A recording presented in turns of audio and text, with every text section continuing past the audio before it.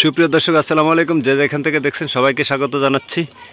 আমি এখন আছি বাগেরহাট জেলা মংলা থানার উত্তর চাঁদপাই গ্রামে, অর্থাৎ চাঁদপাই ইউনিয়নের ১ নং ওয়ার্ডে শামসু শেখের বাড়িতে,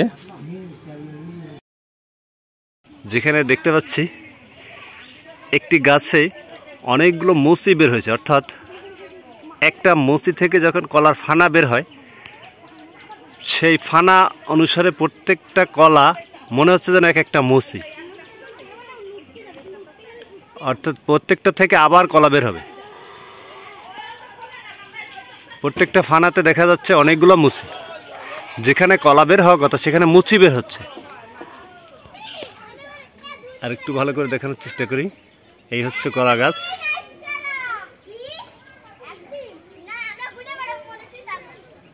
এই গাছটি থেকে, এই হচ্ছে গাছটা, এই গাছটা থেকে মূলত একটা মুচি প্রথমে বের হয়েছে। সেই মুচি থেকে কলার মতো বের হচ্ছে, অর্থাৎ ফানা কলা বা ফানা বের হয়। সেই ফানাগুলো কলা না হয়ে মুচি হচ্ছে। এখানে সংখ্যায় 30-20-এর উপরে আছে, 20-30-এর উপরে আছে। এখানে প্রতিদিনই উৎসুক জনতার ভিড় হচ্ছে এগুলো দেখার জন্য। আসলে অলৌকিক ঘটনা বলে মনে হচ্ছে সবার কাছে, সেজন্য সবাই এখানে দেখতে আসতেছে।